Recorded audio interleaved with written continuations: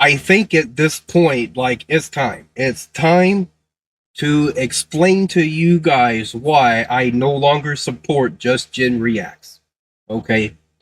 Now, we're actually going to, you know, do a little bit of research, okay? But actual research. We're not going to be listening to a propagandist try and, tell us what we need to think.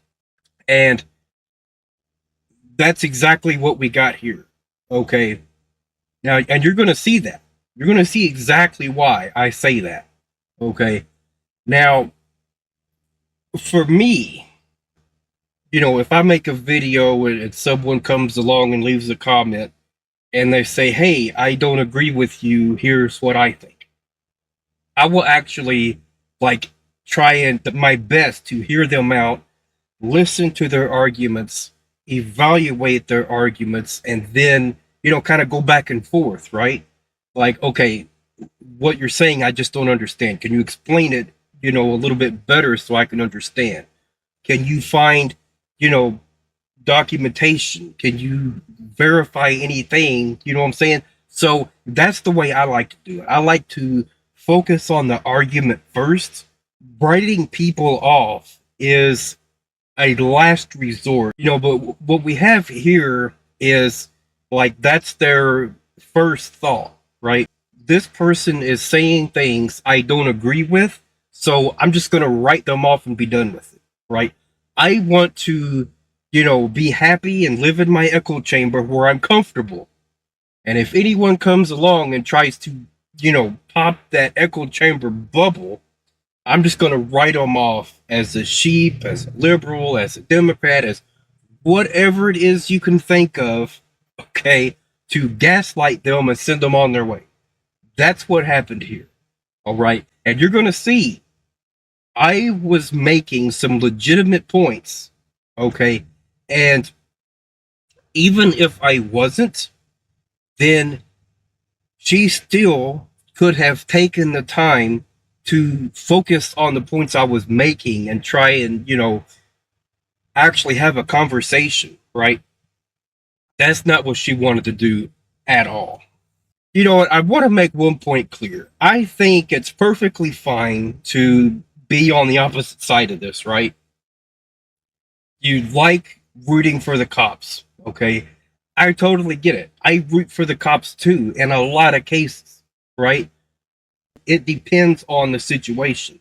And my problem here is I think that some people are just too quick to side with the cops, okay? You know what? I want to make one point clear, okay?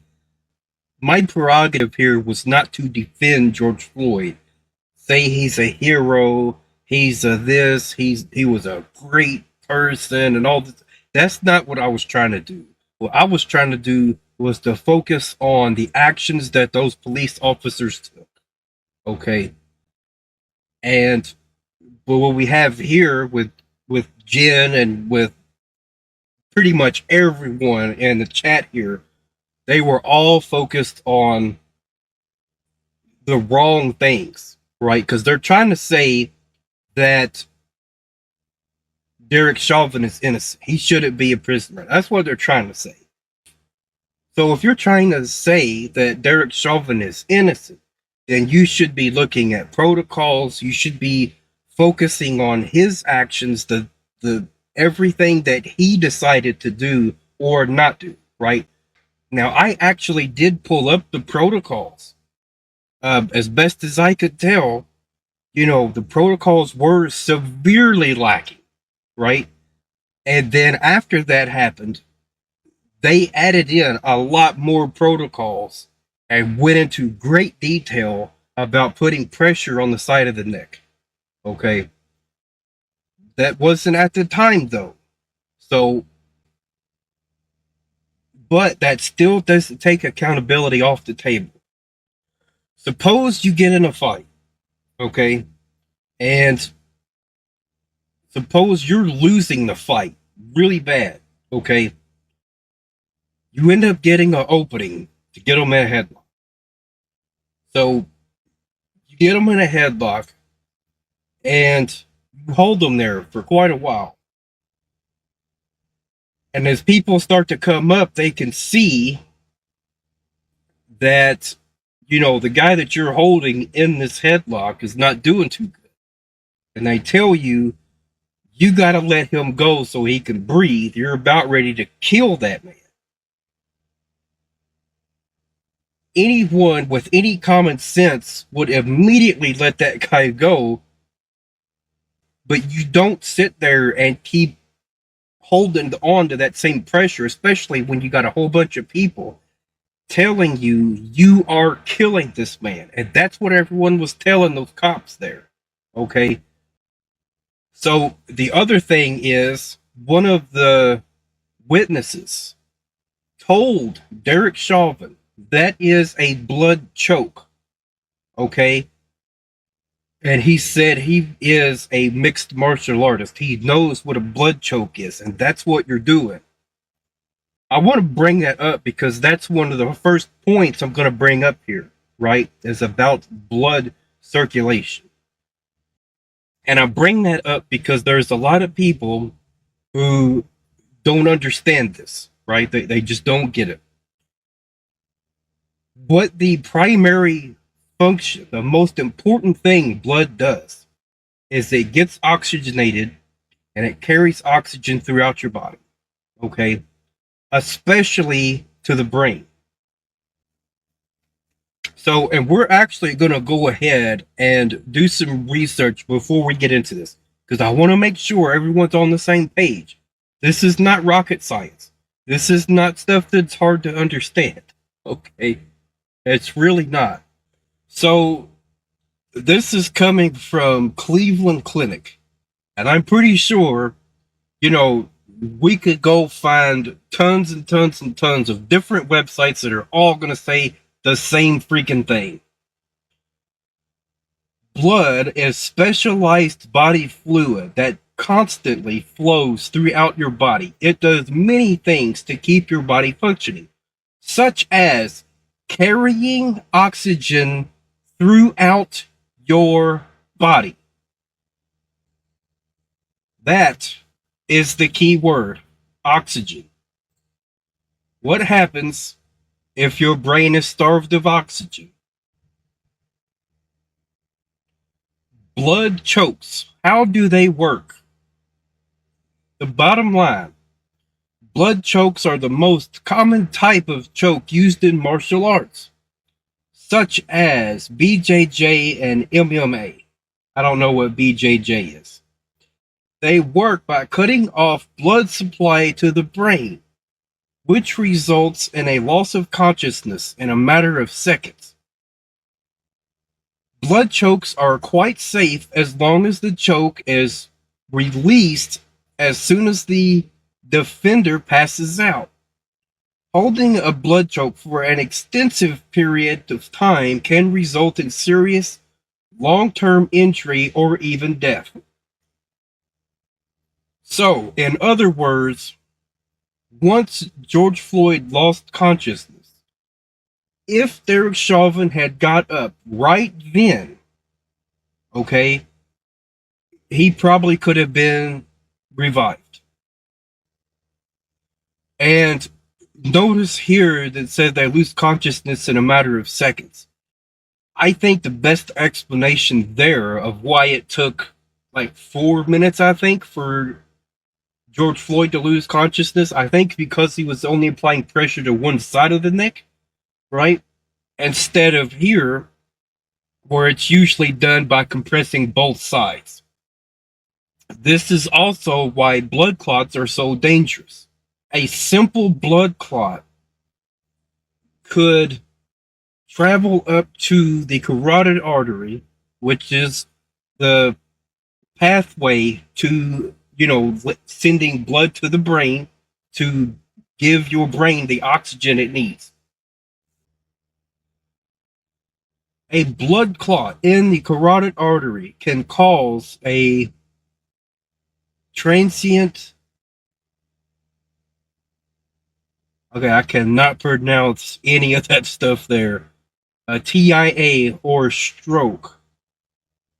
plaque buildup in the carotid arteries raises the risk of a TIA or a stroke because blood clots can form on a plaque and ultimately break off, traveling to an artery in the brain and blocking blood flow. So therein lies the problem Derek Chauvin was causing for George Floyd. He was blocking the blood flow to the brain. Okay, so I went ahead and looked up something here, okay? How to help someone that has overdosed. Now, I wonder if one of the steps in here is going to say, get as many people as you can on top of that person. Okay, make sure they can't move. Make sure you put your knee on their neck and hold it for as long as humanly possible. That's the best way to help somebody. I wonder if that is what is going to be in this article, right? Or maybe it'll say something a little bit more useful to someone who's having an actual drug overdose.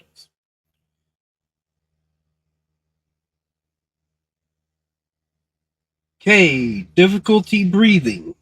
That is in here. Okay? Look for symptoms. So I wonder what the response should be for someone having difficulty breathing. Know what to do if the person is having a seizure. In some cases, an overdose can cause a person to have a seizure, which can be doubly scary if you've never dealt with either situation before. However, the steps for dealing with someone's seizure are actually fairly simple in nature. Lower the person to the floor. Make sure the person is still breathing. So, as you can tell, this scenario that we're looking at and this picture right here is much different than what we see in the video of George Floyd. Okay, so we went ahead and did a little bit of research just to, substantiate some of the points that I was making here. Now, I get it. I totally understand. This was sprung on her all at once, but, this was a premiere. It wasn't live. So, Jen, the only thing she was doing was sitting and watching the chat. She had plenty of time to think about the arguments being made and, had an opportunity to have a conversation. But you will see that's not what we had here. So there we have the first question. Do we all understand why blood is necessary? Okay, so this is why I wanted to, do some of the legwork first, right? Or else, as that's coming up, it's just not going to make any sense. And I get it, being in Jen's shoes right now, I get it. This wouldn't have made any sense, really, right? Because I didn't really have enough time, to fully explain like all of my points. I just wanted to, throw in a few wrenches here and there just to start building, a rapport, just to, have a conversation.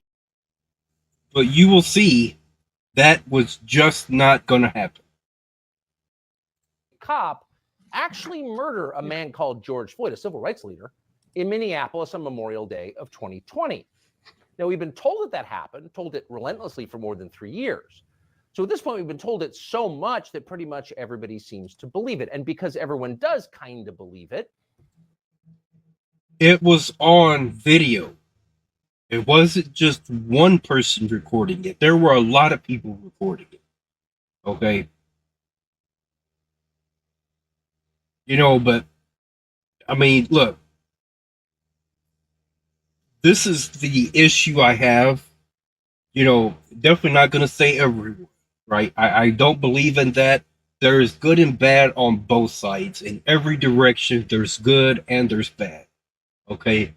So I'm not going to put this on conservatives as a whole and say, oh, if you're a conservative, this is you and this. I'm not going to do that. I don't believe in that. I don't believe in guilt by association. I don't believe in that. So even, there's a lot of people who are conservative, and I don't put them in this camp that I'm going to put Tucker Carlson into. Okay, Tucker Carlson is a conspiracy theorist. That is what he is. Okay?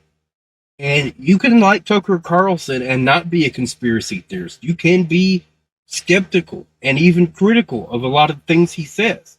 So, and again, just because you tell me you like Tucker Carlson, you think he's right about a lot, that's fine. I'm not going to try and put guilt on you and say, well, you're just like Tucker then. I'm not going to do that. I don't believe in that. A small group of people has been allowed to make massive changes to American society. Look at that. You drink the Kool-Aid. Because I asked, do we understand why blood is necessary? I drank the Kool-Aid. Just try and process that for a second. Okay? Setting aside, George Floyd and that whole situation there, setting that aside for a moment. How is someone asking a question like that mean that they're sheep, that they're this, they're that? You just write them off and be done with them. I don't get it. I really don't. This is not the type of response I thought I was going to get here. They include, but are not limited to, decriminalizing stealing, defunding the police, adding a new federal holiday to the calendar called Juneteenth, the ceasing of hiring all white men in corporate America, and of course, significantly, they also sent a cop called Derek Chauvin to prison for more than 40 years. He would be the racist white devil who murdered George Floyd. But the question is... Actually, like I said, he's a conspiracy theorist. Okay? He doesn't know what the facts are. He's going to twist everything and make everything about race.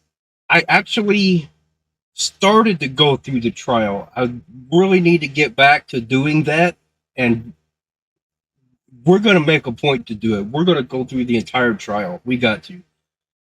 But look, that was one of the first things, if I'm not mistaken, that was one of the first things the prosecutors brought up in that trial. We are not making this about race. We're not saying this happened because of race. Okay? So, I mean, the trial is there. Go watch it. Did he actually murder George Floyd? And the answer is, well, no. Okay, so I'm going to stop Tucker really quickly here, and I'm going to get into what we're going to unpack what he just said. Now, Memorial Day 2020. Your heart pumps the blood, that's true. But your blood needs a pathway to deliver that blood throughout your body. Okay?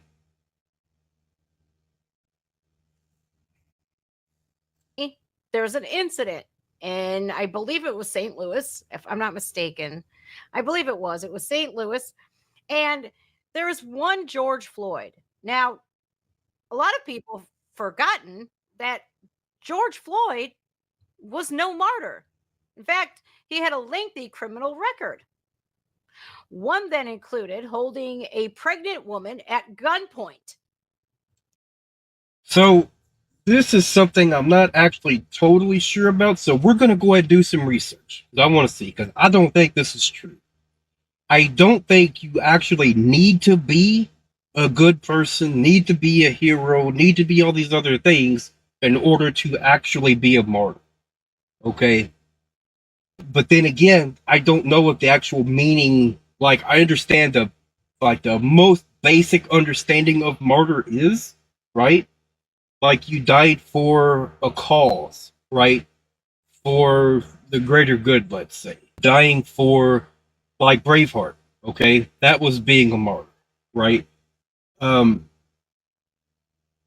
Anyone who's persecuted for believing in God, let's say, that's being a martyr. I get that point there, but I don't know if, that extends to you have to be like willingly, sacrificed in order to be a martyr. That actually might be the true like meaning of being a martyr, right? It probably needs to be willful. In which case, like, if that's the actual meaning of it, then no, he's not a martyr at all.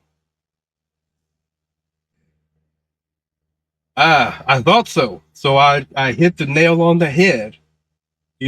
Just upon thinking about it for a little bit, I arrived to the right conclusion, pretty much. A person who voluntarily suffers death as the penalty of witnessing to and refusing to renounce a religion. A person who sacrifices something of great value, and especially life itself, for the sake of principle.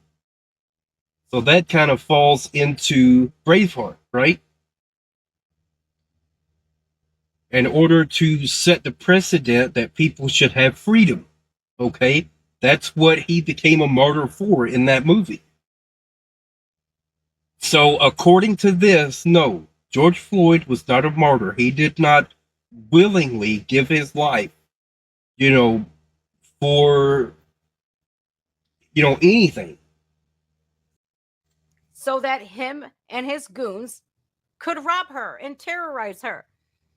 Now, while the procession of his golden casket was being led with horse-drawn carriages, and every civil rights activist out there today was martyrizing this man, I couldn't help but think about that woman and how she may have felt about seeing her perpetrator coming on television and being made into this giant martyr. And I couldn't help but think about her and her child that is now in the world, right? That my mind automatically went to her because, by then, news had already broke of his criminal past, and it was Yeah, all the comments I was making here, it was all going on deaf ears. Every one of them. lengthy. Being that I was in that lifestyle myself, I am, not proud of my past, but it has got me to where I am today. I'll tell you what, I've always maintained a composure with the police. I've always done what I was told to do. I never resisted arrest. You know, that's great for you, but then I would also say what we have to take into account here is fight or flight. That's the first thing. So let's do some more research and let's see if that is substantiated. I'm pretty sure it is, but we're going to make sure. I'm not just here to say a whole bunch of stuff and then expect everyone to just know what I'm talking about and just have to agree with me. That's not what we're going to do. When it comes to police brutality, fear is also a factor. Cops can get into a state of mind where they're scared to death. When they're in that really, really frightened place, they panic and they act out on that panic.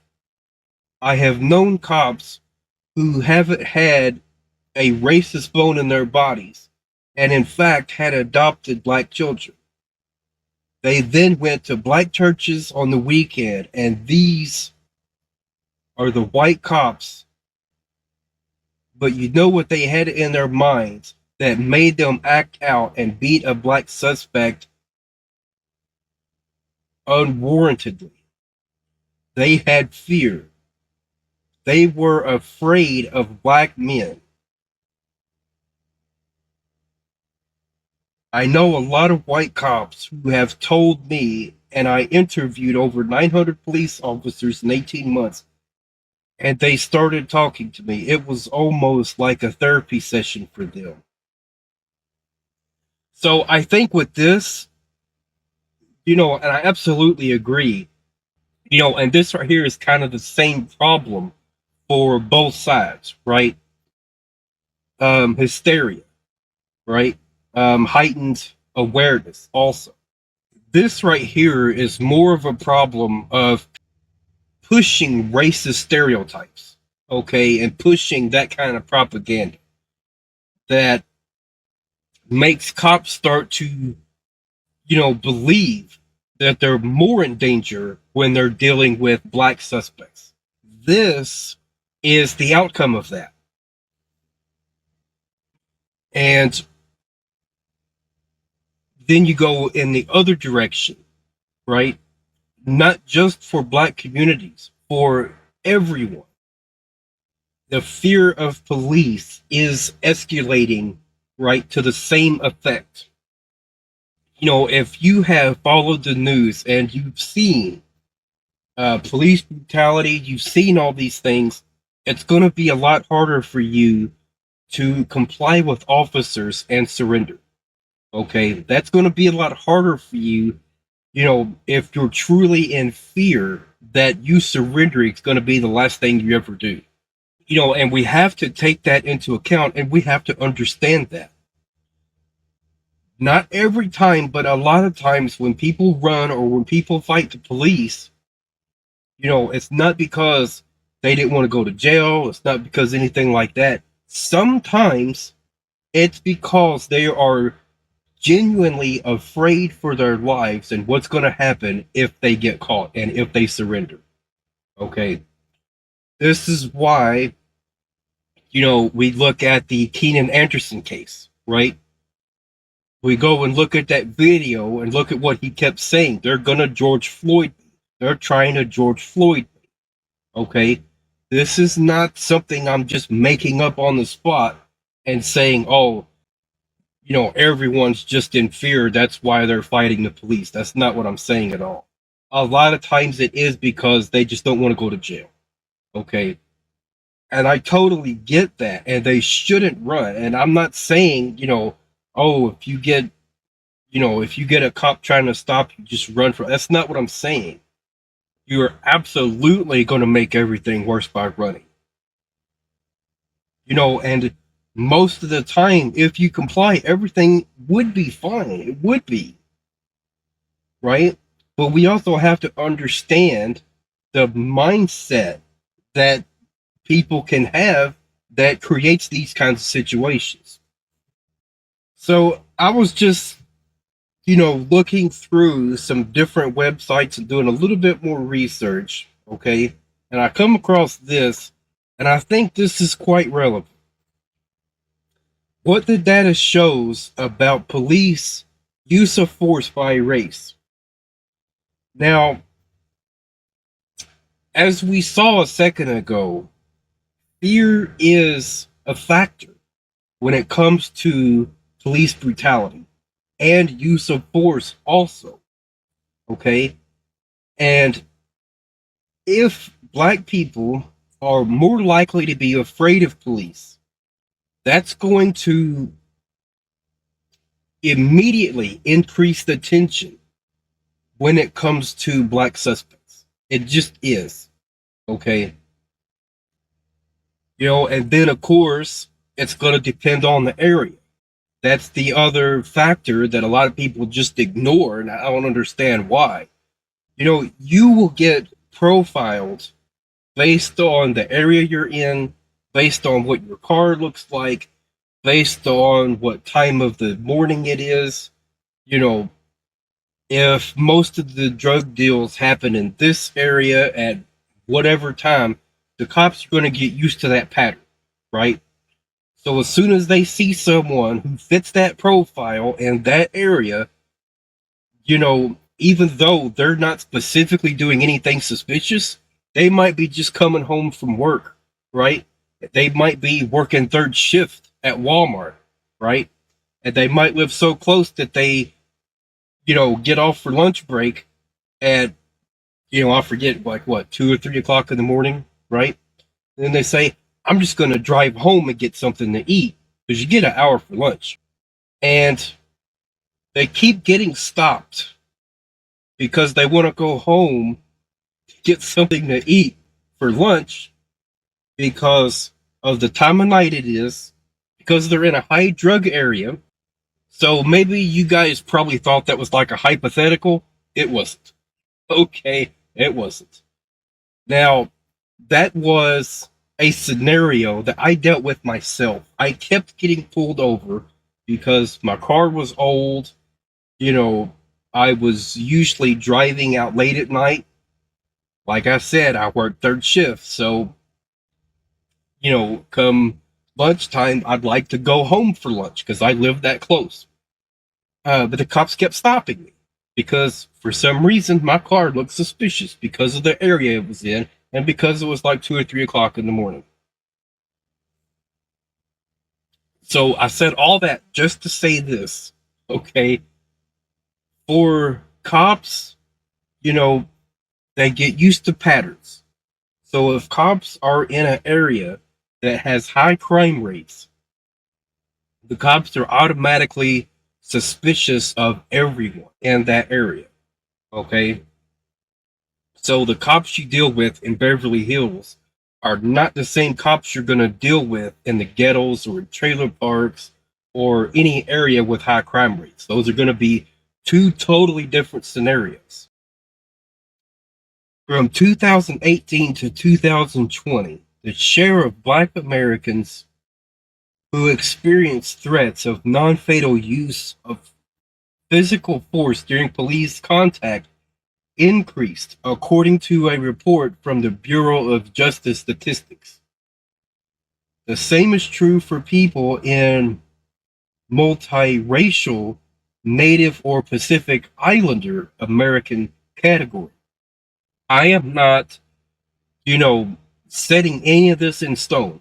I am merely, looking for different websites and looking up different information, okay, just to start to get a baseline. So if anyone has any disputes about the websites I'm looking at, about the sources, about anything like that, we can have a full conversation about all that stuff. I don't, mind people being critical of everything. That's what we should be doing. Now, one thing we can, think about that could help to substantiate this claim is, asking the question, are people becoming more fearful of police in general? And I think the answer to that is obviously yes. And that's a bad thing.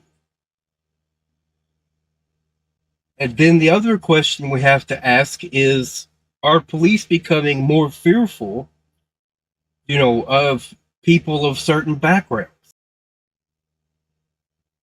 And I think if people of certain backgrounds are becoming more fearful of police, then the same is true the other way around. It has to be. I think equal and opposite, reaction. I think that fits in perfectly with this. Because I knew that's another charge. If I had stuff on me that could potentially land me in jail, guess what I didn't do? Well, I didn't resist arrest and cry for my mommy and say that I can't breathe. So here's my question, Jen. Here's what I'm going to ask you. How many times did the police smash your face into the concrete, have 3 or 4 of them on top of you for 9.5 minutes, making it so you can't move, can't do anything, right?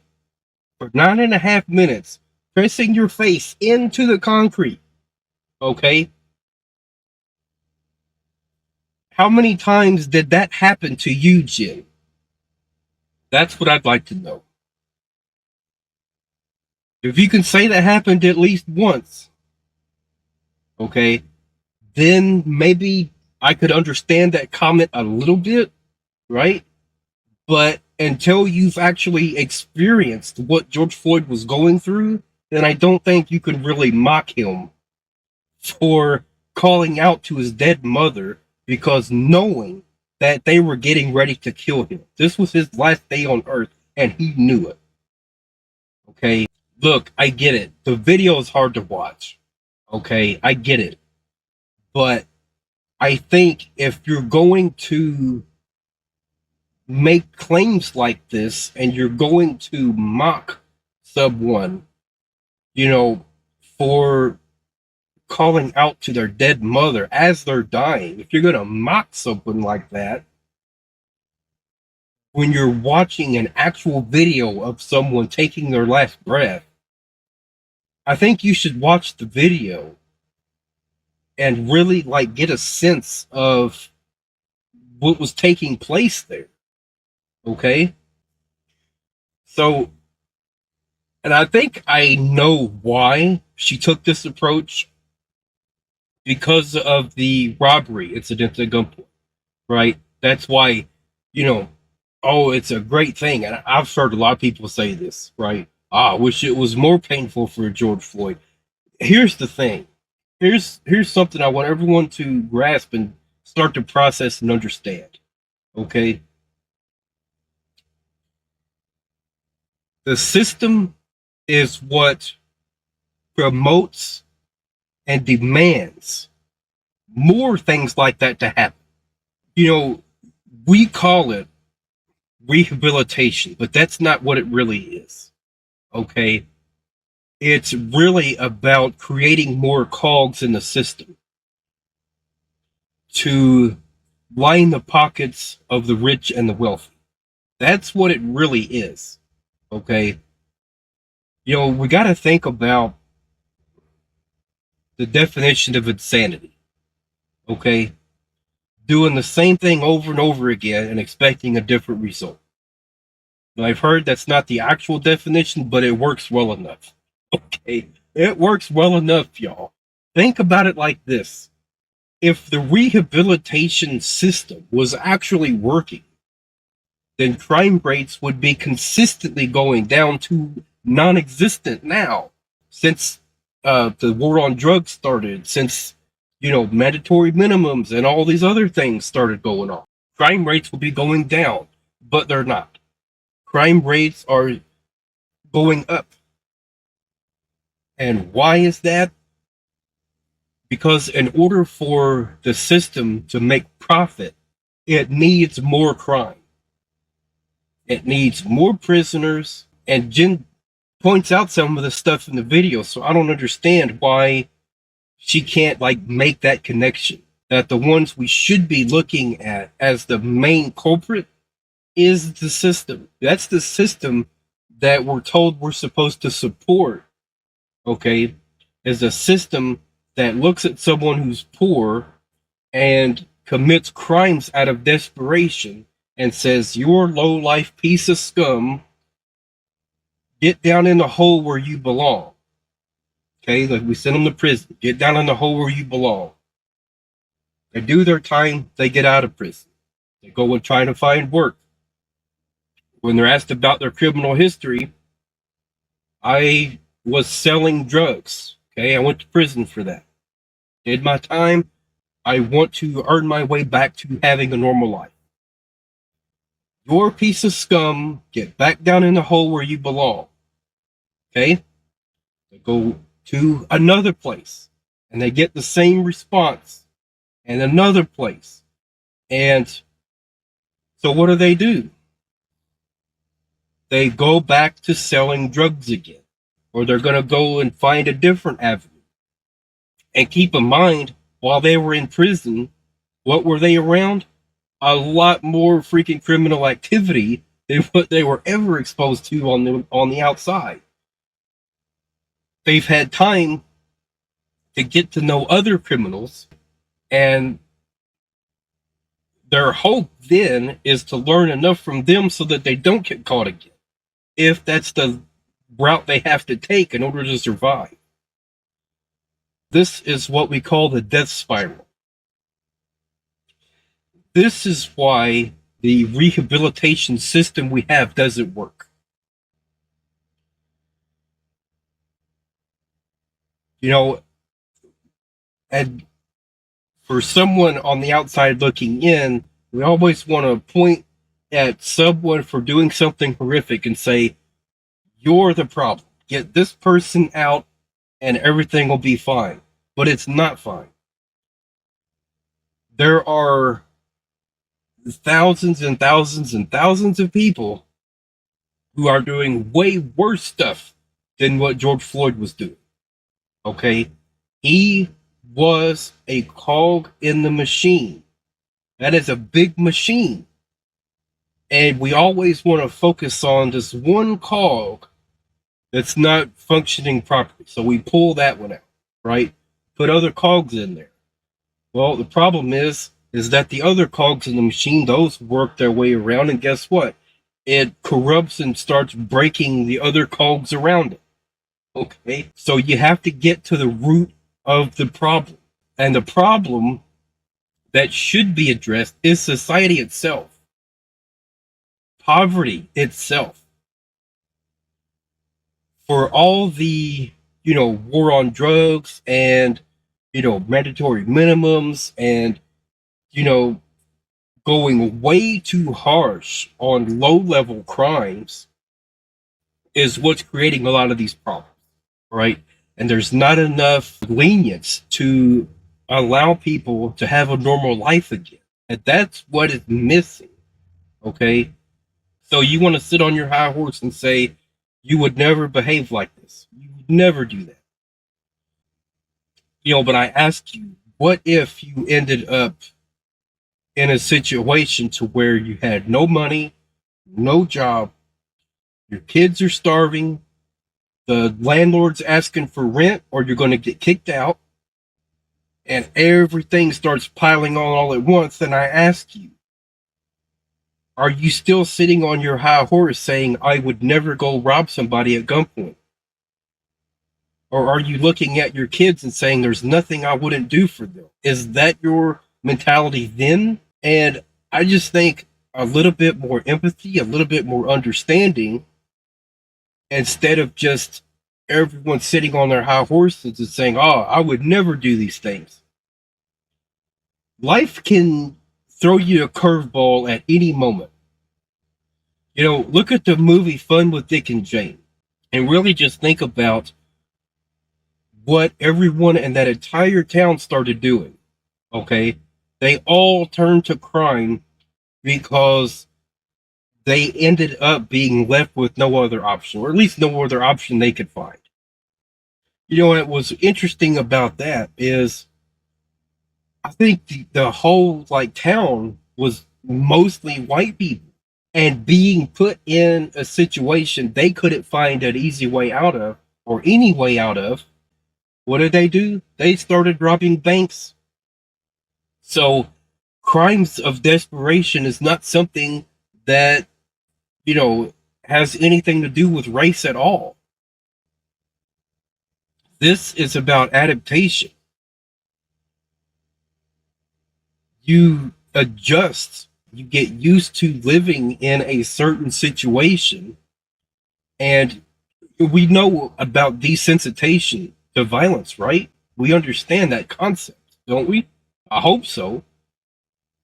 So you know how they say, for kids growing up, right? No violent video games, no violent movies, different things like that. And so I think what we have to consider is, what about the kids who are witnessing in real life actual violence? Okay. Asphyxiation, no injuries. Where do we go? How do we get from that to having a police officer in prison for 40 years? Could have something to do with the video of him murdering George Floyd. Could have something to do with that. Because we have to remember, this took place on video. Well, the media, I believe, played a massive role in trial. We had trial by media. Derek Chauvin was guilty before. Well, here's the thing. You know, the role of the judge is to be fair and impartial. Okay? They have to rule based on the law. And if they didn't, then that means Derek Chauvin did not get a fair trial. And the court of public opinion and an actual trial are two different things. Just because, you know, a lot of people in the general public saw the videos and, you know, came to their own conclusions, that has nothing to do with the actual trial. Okay? You know, there is a reason why jurors are expected to not talk about the case, not do any of their own research, not listen or talk to anyone about the case. All right. And they will specifically strike jurors who have done any research or know anything at all, or at least, you know, the best of their ability to do that. CNN finished airing at night at that day. He was found guilty that day. And unfortunately, with the justice system that we have today, I feel like it needs to be redone completely, because we have an innocent man sitting in prison, a few people actually sitting in prison because of George Floyd. And George Floyd, and when we go over these autopsy findings, you will see that if he hadn't ingested the fentanyl, he would probably still be here today.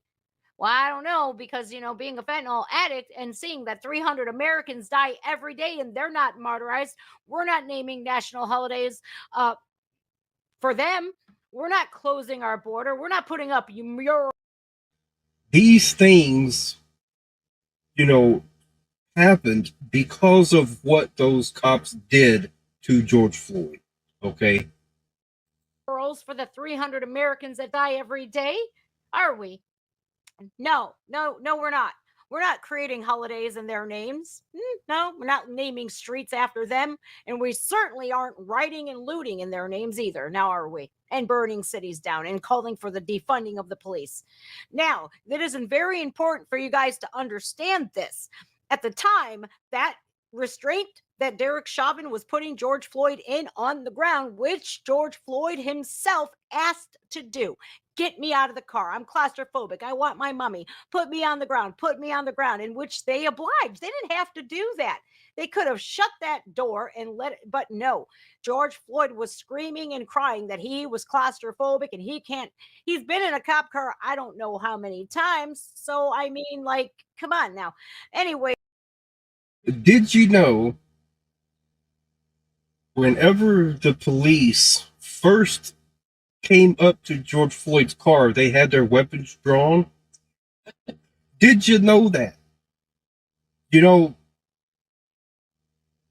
until you've actually had a bunch of cops point guns at you, you know, I don't think you could really understand the amount of fear and panic that would set in. Okay? It's important for you to know that at that time, that policy was just fine with that police department. They have now since got rid of the knee on the back and the knee on the back of the neck. And in the autopsy findings, you will see that there are no injuries at all to laryngeal area. There's no particular hemorrhaging within his eyes. You will see something on this autopsy. You're going to see things you don't even want to know about George Floyd on this autopsy. I think it's important that we discuss many of these things, because I don't know if Tucker is going to talk about these talking points, but I feel like I had to add these. According to the official autopsy, was not murdered. He died instead of what we used to call natural causes, which in his case would include decades of drug use, as well as the fatal concentration of fentanyl that was in his system on his final day. So this was not a killing. It was yet another narcotics OD in a country that records more than 100,000 of them every year. The medical examiner clearly understood that and, in fact, articulated it. And Sweezy explains. He said to me, she recalls in the deposition, Amy, what happens when the actual evidence doesn't match up with the public narrative that everyone's already decided on? And then he said, quote, "This is the kind of case that ends careers." In other words, Ow. everyone lied about it from the very beginning. The people who knew the truth hid the truth and allowed the revolution to proceed. Now they've been exposed. Now we know the truth. What happens next? Well, they're going to ignore it. The Biden administration just issued a long purple statement celebrating George Floyd's birthday. He's a martyr, despite the fact we know that he was not murdered. And by the way, Derek Chauvin is still languishing in jail for the rest of his life. In federal prison. How do we respond to the truth once we have it? Well, Vince Everett Ellison seemed like a good man to ask. He's the author of Crime, Inc. He joins us now. Vince, thanks so much for coming on. So as with so many other stories, the origin thanks for having me, Tucker. of COVID, it's a blessing to have you. We now know what actually happened, but the question then is, what do you do with that knowledge? We know that the US government, Tony Fauci, worked with the Chinese to create the virus that overturned the American economy, but like, what do we do with that knowledge? What do we do with the knowledge that George Floyd was not actually strangled to death by a cop? We have to acknowledge the people that gave it to us and why. See, George Floyd is the Democratic Party's prototypical black man. These are the black men they are trying to create. So George Floyd has to be elevated. He has to be celebrated. He's perfect to them. He was poor. He was uneducated. He was a drug addict. He didn't have a job. He was down there begging and crying and asking the white people to not kill him. To a Democrat, to a white Democrat, this is the perfect black man. So he has to be elevated. Now, I appreciate Tucker asking a black man himself for his opinion on this, because if it come from anyone with our complexion, you already know what time it would be. So, Vince, I'm digging the fact that Tucker got you on. He's with Crime Inc. Apparently, I don't know this man. I've never seen him in my life, but I'm like. So, as you could see right here, I said lots of deflection here. Now I'm going to go ahead and explain why I said that. If you're trying to say that Derek Chauvin is innocent, then you have to be focusing on what he did or did not do, okay, that he should have done. And the deflection part is about, oh, this is what the Democrats think. This is what, this group over here, this is what they think. Liking what I'm seeing because he's calling it like it is. George Floyd was the perfect storm for the Democratic National Party to use as a poster child for their white supremacy is a leading problem in America. He literally meets every criteria. Check, check, check, check, check. King of white people to not kill him. To a Democrat, to a white Democrat, this is the perfect black man. So he has to be elevated. Look, not. So as you can see, just look at the response there, okay? Instead of saying, how are they deflecting? What are they deflecting about? What is it that they're not addressing, right? Instead of actually having a conversation, it goes to facts don't care about your feelings. So then I ask, what facts, okay, is it that doesn't care about my feelings? Okay,